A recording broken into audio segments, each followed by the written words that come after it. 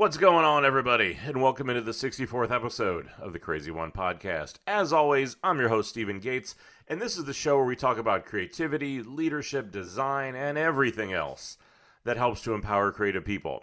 Now, be sure to subscribe to the show so you're sure you get the latest episodes whenever those come out, because if you know anything about me, I don't do this on a super regular cadence.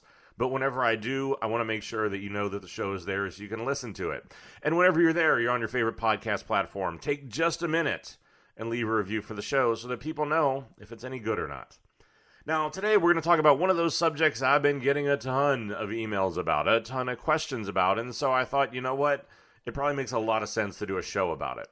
And what we're going to look at today is work. But we're going to look at the new way that a lot of us are needing to work. And because as creatives, technology has affected a lot of the things about the way that we work.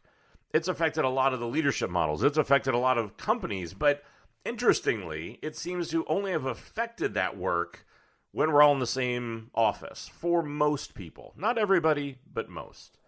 And the thing is that increasingly, we've got to work with other people. We've got to create with other people in other locations, either because our companies are just getting bigger, they're getting more global, and we don't always have the luxury of having everybody in one spot, or because work is starting to become more distributed. You're starting to see companies that are a little bit more distributed. You're starting to see people in other locations because this is something that technology has allowed. You can work incredibly effectively. And because of that, fewer people are interested in relocating. More people want to stay where it is that they want to be. And so that makes it a real hiring challenge for how do I get the best talent into my studio. But it also challenges a lot of old held assumptions about also, why do you have to work that way? But all this is going on. All this is swirling around us. And so as a result, I've been getting a lot of questions about things like, what are the best practices for working with or for leading those sort of distributed teams? How do you work with teams that are in multiple locations, or even how do you do, and is it even possible to be effective doing remote work? Now, over the course of my career, I've had a lot of experience with this. Across multiple different companies, I've worked in a lot of different models where I've had leading multiple studios that are in different locations than mine, that yes, maybe I had the home base, but there were other teams that I had to go out and lead. In other places, I've had, that one core team around me. But again, as we talked about that model of trying to reach out and find the best talent, well, maybe they always weren't in the same city as us. So maybe they're an individual freelancer, and we wanted to work with them, and we didn't really care where it was that they worked with. And I'll tell you what, something else. I thought I had a pretty good idea about how to do this. And then I started working for Envision, and honestly, pretty much all that went out the window.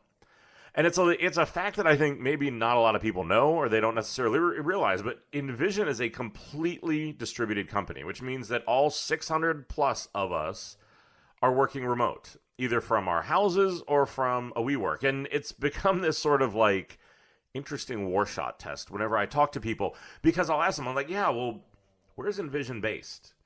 And a bunch will say San Francisco, a bunch will say New York. You get your smatterings of like Austin, Chicago, Atlanta, Miami, like all these different places. And the funny part is they're all right.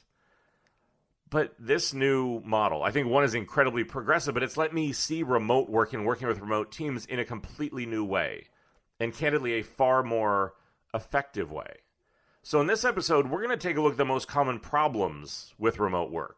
What are the things that people are really writing me, asking, and saying this is what they're struggling with? What are the most common misperceptions about distributed teams and remote work?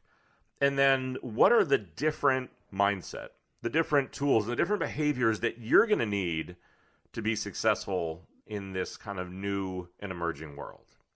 But let's start with the most common problems, because there are a number of them, but they tend to center around a few themes, right? And I've seen this firsthand. Like, look, having worked with teams in multiple locations and done remote work, there are just common problems that you're going to run into.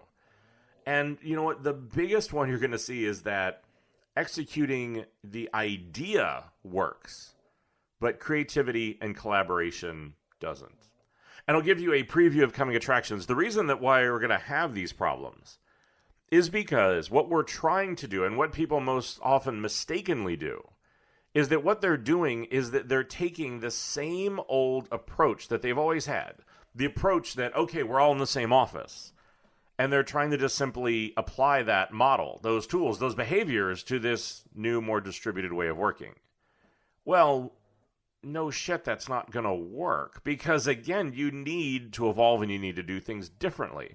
This is why you're able to execute. This is why you're able to, once you've got the idea, you can get people to execute against it because there's a plan. But it's the creativity part. It's the collaboration part that people really struggle with. Another big one that you see a lot. There isn't enough communication. There's not enough communication between the different locations, between the different teams or the different people.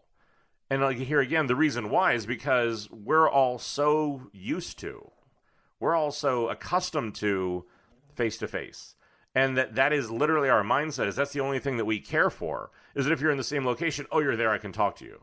Oh, but if you're not, well then, that's just sort of like out of sight, out of mind, right? Like that saying came about for a reason, and this is why we need some different tools and some different behaviors. But even whenever you are trying to collaborate, even whenever you are trying to sort of bring these different teams together, the other problem that you find is that you have these sort of improvised collaboration tools or methods. Nobody's really taken the time to think it through. Nobody's taken the time to invest in tools that's actually going to allow this to happen. So you have this incredibly fractured, disconnected Frankenstein sort of process. And as I'll often say with anything, whether it's Frankenstein work or Frankenstein process, yes, Frankenstein was alive, which is great. And so in some way it was functional, but nobody wanted to date him or go hang out with him. As a matter of fact, whenever they saw him, they usually came around with torches and pitchforks. And so Frankenstein processes and ideas tend to get fairly similar reactions. Where yes, they're functional, yes, they're living, but whenever you try to use them for any amount of time, the people that do it tend to get out the pitchforks and torches because it just doesn't work. But I hit on this before, right? Is that the biggest problem with all of this is that leadership, the people that are in this process, think that if you're at work, then you're working, right? I can see you. You must be working. But if I can't see you, then you must not be doing anything.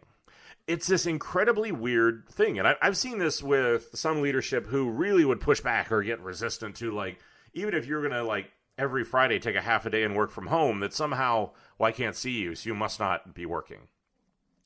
All of these are based in, like I said, this sort of antiquated leadership construct. Because, you know what, and I've talked about this before, you want to know what the secret sauce is for Apple and Google and Facebook and all these companies that we want to fetishize? Well, they start by hiring smart people. Hopefully, most of us or all of us are doing that. But then they do one thing that's sort of different, a little bit crazy, a little bit nutty. What it is that they do is that then they actually trust those people to do their jobs and to know that they don't have to see them to know that they're doing their jobs. And that is a very, very different mindset. And so it really leads into that next part about what are the common misperceptions, right? And I think even that, you know, kind of leadership, I've got to see you to know that you're working. Because that's the thing, is on the flip side, those misconceptions about work and remote teams and remote work really also cause a ton of the problems. So yes, we've got the very common practical ones about we don't have good tools, we don't have good communication. But the misperceptions can be just as dangerous. And a lot of it really is this idea that, like, great work can only be done in person at the same location. I would argue against that because, look, I'll be candid. I had my concerns, my doubts coming into Envision to be able to say, look, am I going to be able to do creative work? Am I going to be able to do, you know, the sort of things? Am I still going to be able to work with a team and collaborate and do all those sort of things? The answer is yes, but the answer is that it's only been 3 months, but I can already see where I was wrong. My head was wrong. I thought about this and approached this the wrong way, and that I've needed to change. And I think that sort of learning, that kind of enlightenment is what we all need to go through. Because you start to do these other misconceptions, like, oh, I'm not going to be able to get a hold of people whenever I need them for something. Well, the reality is, if you think about it, that's true in person. Somebody's in a meeting, they're on a phone, they're doing something else. You can't always get a hold of people right away whenever you're in person. And then there's that other one, like I said, the people are only working if you can see them. And I think this is a sad and frustrating byproduct of just where we're at with a lot of leadership. I think it's a byproduct of the time that, yes, like as creatives, we have the ability to affect business in ways we haven't seen since the Industrial Revolution. But there is this thing that we keep slamming into of this old guard way of thinking, these old guard structures and processes that are getting in the way and are causing this frustration. And I think these are great examples of those. Because as creatives, we know that our best ideas don't come between 9 and 5 on a regular basis. This isn't, I don't know what. It's not a vending machine. There's not a drive-through window in my office. Like, creativity just doesn't work like that. It comes at weird times. Moments of inspiration can strike in all sorts of different places, and you never know what that's going to be. But most leadership and most companies, again, since they fundamentally don't understand and struggle with understanding what creativity is at all, this is another of those intersection points where we struggle. So those are the problems. Those are the misconceptions. Those are the things that we're going to need to find different solutions for. We need to find different mindsets, different tools, different behaviors to do that. But you know what? This also isn't throwing the baby out with the bathwater. This is the fact that this is still work. We are still people. We are creative. We share the common creative condition. So there are a bunch of things that are going to stay the same. And I think this is where I can see some teams overcorrect. Where they want to do is rethink everything. We're going to be new. We're going to be awesome. We're going to be totally different. And we're going to rethink everything. Well, here again, let's not overcorrect. Because while there are problems and there are misconceptions, there are some things that need to stay the same. And it's really 4 big ones that are going to need to stay the same. The first one is to have clear leadership and responsibilities.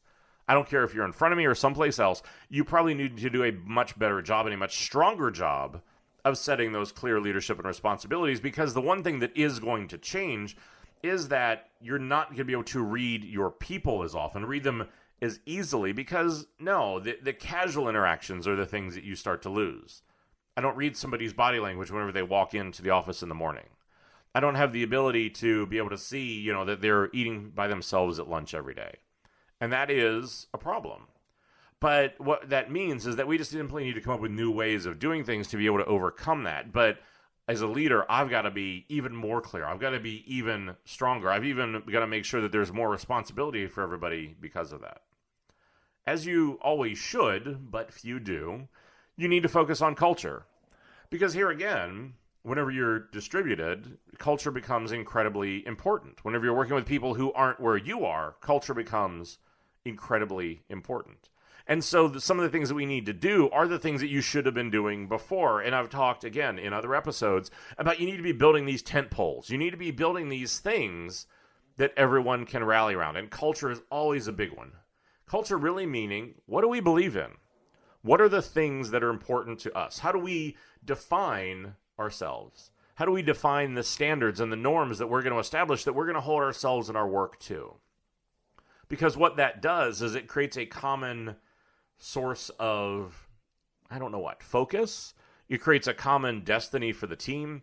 But then what it also does, though, is it leaves enough space for each group, team, individual, whatever that is, to bring it to life in their own individual way. Because that is, here again, the one difference is that it could even be cultural.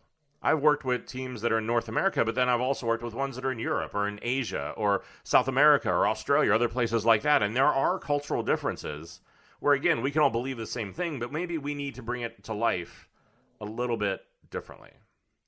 You need to have clear responsibility and accountability. Here again, this is the what do I want you to do, what's the outcome that I expect, and what's going to happen if that doesn't happen.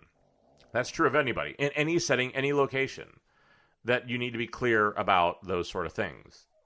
And the last part of it is you need to have a clear process. I will continue to say that I know, as creatives, this is the least sexy thing in the world to want to focus on. Process. Who wants to focus on process? But process is the basis of so much of success, because what it does, it sets a standard, it sets an expectation, and it defines what you need to be successful. It's not going to change just because you're working with people in different places. You still need to define those things. You still need to be able to understand what it is you need and make sure that you get them so that your work isn't up to happenstance. So the core parts of it, whenever you think about this, we're talking about leadership, we're talking about culture, we're talking about responsibility, accountability, and we're talking about process. That's the core of any team. And here again, That's why I think that most people overthink this, or they overcorrect, because if the core remains the same, then what needs to change is your mindset. What needs to change are your tools. And that what needs to change are going to be your behaviors, because that's the thing, is you need to get your head right about how you're going to approach this. You need to get your tools right so you actually have the ability to work with these other people, and you need to get your behaviors right so that those sort of things work, and to do a few of those things differently. But let's start with mindset, because as always, I'm a big believer that if you want to bring about change, you need to change the way that people think, not just the way they behave. And too often that's the problem, is that we're like, oh, we're working with people in other locations, we're just going to behave a little bit differently. But then the underlying thinking remains the same. And the underlying thinking is that older mindset. The underlying thinking is what leads to those problems around collaboration, around communication, around improvised tools, because we want to say, oh, yes, we're going to be different. But when the rubber meets the road, we're actually not. To work with remote teams effectively, you can't just use the same old thinking. The biggest thing that you're going to need to change around your mindset is you need to change your leadership style. You need to change your team approach, your work mentality, and even in your hiring personas. And because your leadership style is going to need to evolve to make time to build relationships. And the reason why that is because there is a real tendency, whenever I'm talking to people who are in other locations, to just simply say hi and then go right into work. So I don't have a reference point to them as a person. I'll even see this happen sometimes on some teams whenever you actually are even in the same location. But you need to take the time to build relationships. You need to make sure that you're getting to know these people as people, that you are investing in them. I know that that's advice that I've given for even when you're in the same location, but it becomes even more important whenever that person's not around me every day. So consciously leave 5 or 10 minutes at the beginning of a call, at the end of a call, to just say, how was your weekend? What book are you reading? What are you up to? How's your wife doing? How are the kids? How's the dog? It may sound inane, but it really is the basis of how do you build a relationship? How do you invest in people? And it becomes incredibly important. But as an extension of that, whenever you have those conversations, the other big leadership thing that I've really kind of come to understand is that you have to empower vulnerability. And the reason why I say that is that you have to make sure that you're constructing spaces, conversations, and even setting the expectation that people can and will be vulnerable. Because the problem is whenever people are in other places, whenever they are working in another studio, whenever they're working at home, people can very easily suffer in silence. I've seen this happen with other studios that I've worked with, where all of a sudden, whenever you get on the phone with them, it's like, hey, what's going on? Oh, everything's great. We're great, right? Because that's the standard answer. That's the answer that everybody wants to give. It's the safe one. It's the easy one. But whenever you press on it, whenever you ask other people, you try to do a little bit of research, you try to look past a little bit more. Maybe an entire studio is incredibly frustrated. They just don't want to tell the boss. Maybe an individual is incredibly frustrated and they don't know how to raise that issue. Maybe their boss isn't the one leaning in to be able to look at that. This goes back to a study that I've cited before in the Harvard Business Review, where Harvard did a study looking at honesty in the workplace. And what they discovered was that 8 out of 10 people are actually uncomfortable. If not uncomfortable, actually do not want to or are unable to or do not feel comfortable telling the truth. Think about that for a second. You're working with a studio of 10 people, that it's in a location different from where you're at. 80% of those people are not telling you the full truth of what's going on in that studio. 80%. How, as a leader in the world, are you going to be successful with that sort of honesty rate? So I think this is why, for me, a big one, when we talk about empowering vulnerability, is so that we are asking those questions and that you are leading by example. So that you can have sessions, you can have times when you can say, look, this is what it is that I'm struggling with. These are the things that I'm going through. Are you going through things like that? What's going on here? So that you can try to open up that dialogue. You can make it a muscle. You can make it something that you can do all the time. So that you're sure that those people are sharing with you and they're not just suffering in silence. And it really, really makes a big difference. It connects people together. And I think that's, here again, why you need a different team approach. Because the other thing that could happen in your team approach is that even if people are being honest, the other thing that you might run into from a mindset standpoint is that they might be, as weird as this sounds, too polite. This is something my team is working on right now. A lot of insanely talented people. A lot of really good, really, really smart. Some of the best people I've ever worked with. But then the problem is that you respect the other people so much that you don't call them on their bullshit. You don't call them on problems. You're just too nice. Instead of saying, look, it really irritated me whenever you did this. Instead of saying, look, you said you were going to do this and you didn't do it. We're polite. And the space makes that easy. The distance makes that really easy to do. And I think that, so from a team approach, these are those sort of things. These are the mentalities we need to get into. And because a lot of it is in this mindset is that you're going to also have to hire a little bit differently. You need to look at and hire for culture more. You need to look at and hire for, are these people self-starters more? Because that's the thing is that, if I'm being honest, whenever I've hired studios who I know are going to be my home base, the mentality is a little bit different. I'm a little bit more willing to train them up. I'm a little bit more willing to take risks because I know I'm going to see them every day. But whenever you hire for remote studios, the leadership I need to put in those needs to be stronger.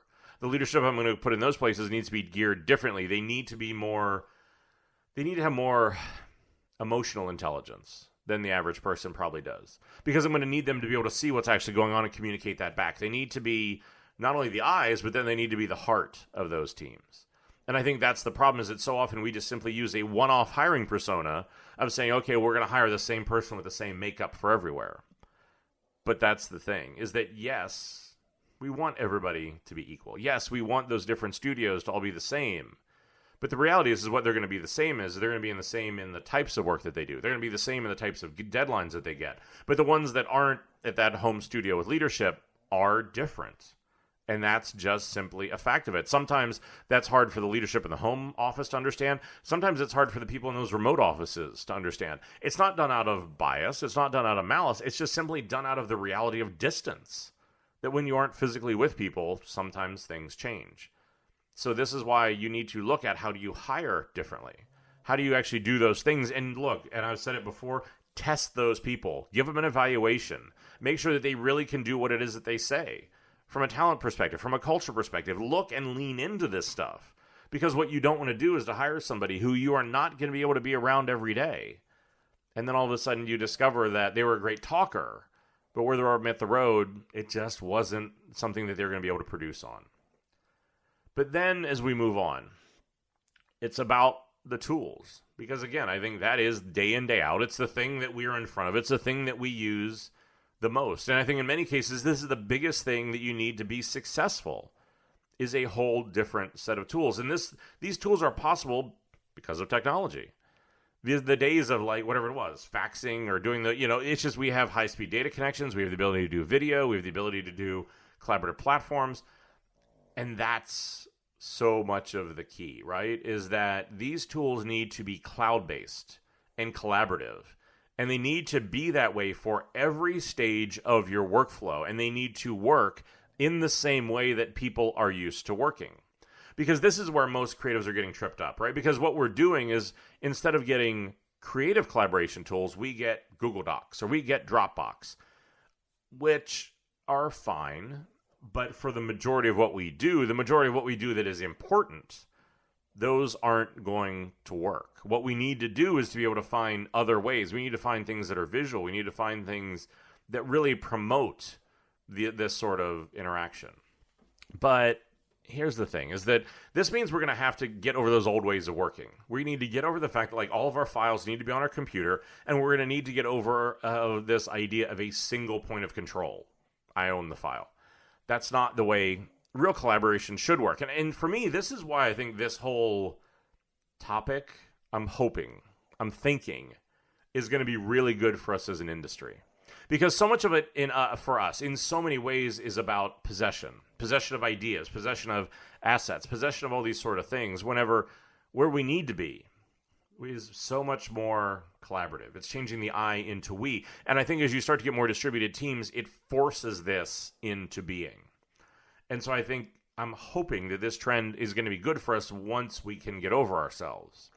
So there's a couple tools that I'm going to recommend, a couple things that I'd tell you to look into, but also understand where do they fit in the process, right? And I think that one of the things I'd tell you to do is that if you're struggling with this, there's a great book that I got. and it's a great book as a starting point. It's called Remote Office Not Required. It's by Jason Fried, who is the founder of 37 Signals. And it's just a really good book about the basics, the mentalities, the misperceptions. A lot of the stuff that I've been talking about here and a lot more is in his book. And I think it's a really good starting point if you're going to do this, and a really good starting point to understand the tools. Now, a lot of the ones where you start at, you probably have the Google Docs, the Dropbox, Paper, like these sort of similar cloud document suite sort of things. And these are great. It could be Evernote. It could be anything like that. And you're still going to need that. But understand that those are more of the administrative, more of the infrastructure, more of sort of those base sort of tools.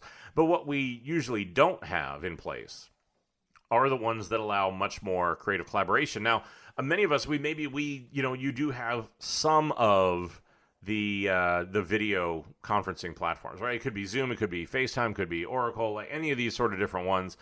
And I think those are really good. And the thing that I'm going to tell you is that what you need to do is to over-prioritize using those tools. Because, again, if I'm working with people in other places, a phone call, an email, even a Slack is not the same as actually talking to somebody. And this was a huge, huge mistake that I made in the past whenever I was communicating with studios in Asia or things like that, because it was just so easy to let the time frame be an excuse, right? It's like, oh, well, they're 12 hours away from us, and it's just a little bit too hard. I'll send them an email. It's just easier. Again, if creativity is about collaboration, it's about ideation, it's about a lot of those sort of things that here again, those sort of just written emails just don't work on. And it's so funny to me, like even after 3 months of Envision, doing a phone call with somebody to me is just so wildly antiquated. When somebody's like, oh, let's do a conference call, I'm like, well, why? Like what? I mean, I think I've had 3 phone calls, all with people who are outside of Envision, but most of the time I'm like, no, like, here's my Zoom information, here's my FaceTime or whatever it is, right? Like I want to be able to talk to people. I want to see what the look on their face is. I want to have that sort of interaction. And I think that that's a big place where we fall down. We take the easier road. Been a long-standing theme in this show, but it's this idea of the fact that, like, look, if the best way that I know to collaborate, if the best way that I'm creative is to talk to people, then keep doing it. Look them in the eye. But here's where a lot of the times we get into like the improvised tools. Because a lot of times, even if teams are doing video calls between each other, then there's a brainstorm. Ah, crap, what do we do? Is one studio sketching? Is one person the scribe? How do we do this? Then you end up with like this big whiteboard that somebody writes do not erase on, or you take a photo and you send it around, but then somebody has to recreate that. And how do I share it with the person that wasn't in the meeting? And do those sort of things. And I think this is where, again, we start to get into the area where we need much, much better sort of tools. Interestingly enough, the one tool that I've used the most, that before I joined Envision, I did not use at all, ever once, I'll admit that openly, is there's one called Freehand. And Freehand is an online interactive whiteboard. Like I have had dozens of people in a Freehand. And what is so amazing about it is this massive whiteboard where everyone gets their own marker. You can go in and type things. You can draw things. You can collaborate. You can see the cursors and the pens of all the other people. And so that as I'm having this discussion, we start to talk about something, I can start to sketch something out. And if somebody had that other idea, then they can come in and move it around or duplicate it, and they can do their own sketch next to it. And then all of a sudden, it feels like you're both standing next to each other at the same whiteboard, even though we could be hundreds of miles apart, hours of time zones of difference. But again, it recaptures that ability to be just fluently and easily creative with people. And I love it even more because, 2 weeks ago, we released Freehand for our iOS and Android apps. So now I can do Freehand whenever I'm sitting anywhere, and I can do it with my Apple Pencil. And so here again, I can go in, I can start to be able to sketch these things up if I'm meeting with everybody. If I want to do it before I start a meeting, I can sit and sketch this stuff up. Then when we come into the meeting, I've already got stuff up on the whiteboard we can start to work with. So again, it can be ideas for plans, for org charts, for any of these sort of things, but it's this tool that has fundamentally changed the way that I work. Because it never occurred to me that I was using these improvised tools. It never occurred to me, and I don't know why, that I needed to evolve. Because I think that here again, and even I am victim of, and look, most of these shows come out of my struggles, I didn't realize that this is a very key place where I needed to evolve. But then there are other tools that we have that I think are also underappreciated. There's another one from Envision standpoint called boards, and this is a great starting place as a mood board. And it can start as a mood board. You can go in, you can put assets, you can organize different ideas, but then over time, as the project evolves, it can then actually go from that all the way to this sort of like living documentation where what started as just images and raw thoughts, as the project is now done, I can now put Photoshop files up there. I can put sketch files up there. I can put studio files up there. I can put videos. I can put all these different things. It can become a documentation of the project. It can become, the artifact that you hand out that becomes like a style guide. There's tons and tons of different ways that you can work with it that I think are really, really effective. But I think that that's what a lot of it is. For me, I've given up and I don't use Evernote, or I don't really use Google Docs a ton because for me, and I've talked about this before, there's a company I love called Milanote, and I use them because it's basically like digital sticky notes. But what they do is that they allow me to work in a much better way, because for Google Docs, for Evernote, for a lot of those sort of things, my brain doesn't work in a vertical, verbal, linear format. I need to be able to write things down. I need to be able to move them around. I need to be able to have these thoughts in the same way that you use sticky notes. That's why I use this tool. But I think, look, a lot of it for me is go out and explore these tools. Try them out. Use them in your process. Understand that there are these key moments in ideation, in working together, in sharing files and doing a lot of these sort of things that become incredibly important. It's why, prototyping and this sort of build to think mentality is so key for us, because we need to collaborate. We need to be able to share things around. We need to be able to get people to understand what the concept is, because that's the problem.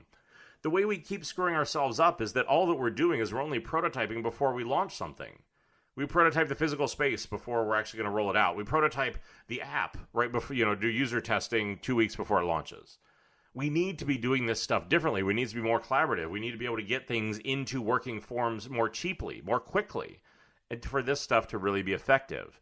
But this is where we've got to go out and rethink these tools. We've got to look at this sort of stuff and figure out how do we do this different and better. But a lot of this, again, is going to require different behaviors. This leadership style, these new tools, they're going to culminate in some new behaviors for everybody. And I think that these are sort of like the cheat sheet of, make sure that you are doing these things. Whenever you look at yourself to go in this process, make sure you're doing this stuff. One is over-communicate. It works in person. It works even better with remote teams because, again, it's so easy to let the excuses creep in. The time change, the distance, the fact that, there's 20 people working with me and, there's that one person who's someplace else. But again, put the shoe on the other foot. Make sure that you are communicating, over-communicating, and be able to do that. Whenever you do it, have patience. The expectations should be exactly the same for somebody who's in another location as it is for, again, if you're in the same location. And that's what I've always found so bizarre, is that somehow, if I'm in the same location, somebody's in a meeting, I'll wait an hour, 2 hours, half a day, whole day, like, again, depending on what the meeting is, for that person to come out. I'm not going to be badgering them, pestering them, texting them, like, what? But it's weird. Whenever we text somebody, we Slack somebody, we send them an email, we do whatever it is, then somehow they're, like, on the clock. That it's like, okay, well, I Slacked you. Why didn't you write me right back? But we have a very different mindset and a very different behavior in person. So maybe let's pull that patience and things like that over with us. I think that as part of that over communication, it is prioritizing talking to people face to face. Way less emails, even less Slack, more of those sort of things of, again, if I know that that's what I need as creative to be most effective, that I'm prioritizing that behavior. Again, I'm not, sometimes it's easier to just say, oh, here's a 3-sentence email to go do it. But then again, is it really faster? Because if the person misunderstands it, if you send them that direction and they don't really get it, did we save time over if we would have jumped on a video call, opened up a freehand, sketched out whatever it was we wanted to work on? Because that's the way that you're going to work with the designer who's in your studio now. That's the respect that you're going to pay them now. Why wouldn't you do that with somebody else who was someplace else? And again, like I said, these are the things that we need to think through because they just aren't lining up and making sense. But here again, we also need to look at, you need to do other things like establishing core working hours for all the time zones. So you want to say, okay, look, no matter where you are in the world, there is this window. Maybe it's a really big window. Maybe it's a really small window. Maybe it's 8 hours. Maybe it's 2. But we're going to make sure that we are all, going to have this sort of core working hours, and that if we're doing all hands, if we're doing important meetings, that those meetings fall into that core space. Because, yeah, that's the challenge, is if you have somebody in California and you have somebody else in Europe, that's maybe a 2 or 3 hour window. I'm going to ask somebody to get up a little bit early and probably ask somebody to stay up a little bit late, but this is going to be the reality of it. And that, again, everyone's going to have to make a little bit of sacrifice so that everyone can get a much bigger gain. But here again, the selfishness, the ability to say, we. Well, I don't want to stay late. Well, I don't want to get up a little bit early. Okay, as a leader, this is where you need to suck it up and understand that your role and your responsibility is bigger than I. It's we. And so to that end, this is the sort of stuff we need to do. But the other thing that you need to do is to make sure, whenever those people are remote, especially if they're individuals, that there is also clear end times. Because the other thing you're going to find is that whenever you aren't in an office, whenever you aren't around that team, it becomes really easy to let the work bleed over. This is something I'm having, again, to learn now. Because it used to be I would show up at an office at a particular time because there was a social expectation of when I needed to be there. And then there was a certain time when it became acceptable to leave, or as everyone else was leaving, you were simply reminded to go do that. This is even about weird things about eating. Like whenever you're working by yourself, it becomes really easy to forget to eat, as weird as that sounds. But on multiple occasions, it's like 4 o'clock, I'm in a meeting, can't understand why I feel like shit, don't have much energy, and actually have a huge headache, and then realize that I've been working since 8 in the morning and totally forgot to eat. But so for me, again, it's reacting to the problem. So now from 12:30 to 1 every day, I have a meeting that says, go get food. But that's the problem, is that then I have a start time and I've got a stop time, and I try to really hold to that, because if not, it's really easy to just kind of burn yourself out because you just want to keep going and going and going, especially if you love what you do. But all of this comes down to the word that I used before. If you want to be effective, yes, you need different tools. Yes, you need different behaviors. Yes, you need a different mindset. And a lot of these here, again, are going to be customized. They're going to be specialized on your particular team, their particular makeup, what they're good at, what they need to improve on.